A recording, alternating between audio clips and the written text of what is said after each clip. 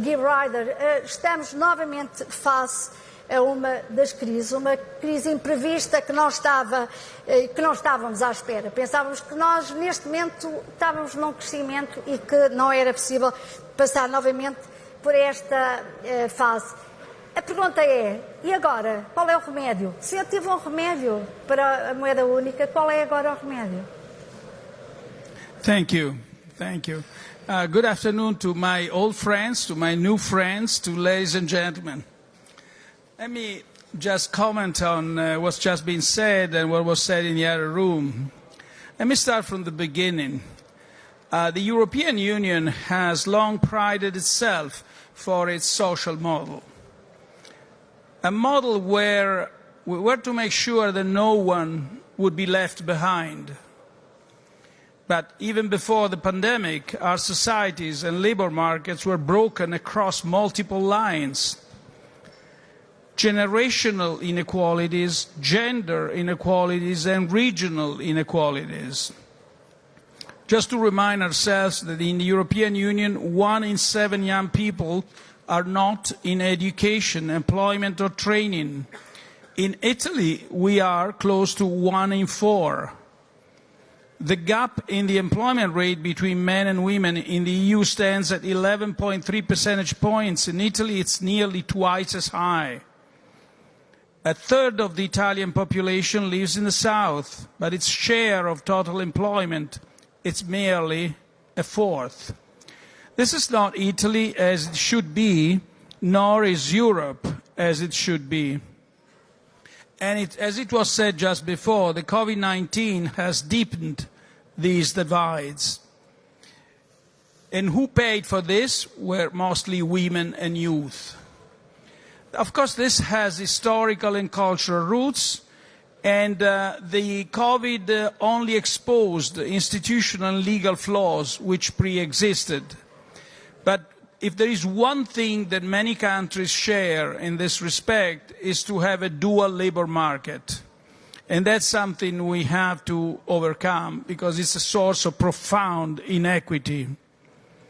Let me say what Italy is doing in this direction.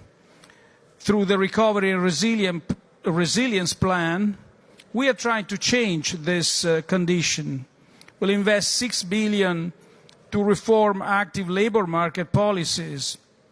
We propose an employment and skills programme to train and retrain those who need to change jobs or are in search of their first occupation.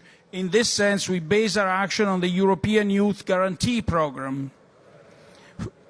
4.6 billion will increase nurseries and kindergartens, and that, of course, will relieve working mothers of some pressure, but we also include measures against child poverty and support the European Commission draft proposal on the European Child Guarantee, as well as long-term care and gender equality principles.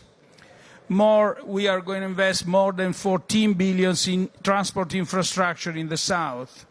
But most importantly, and not about money, the whole recovery plan has a conditionality clause all across all these investments, encouraging companies to hire more women and youth.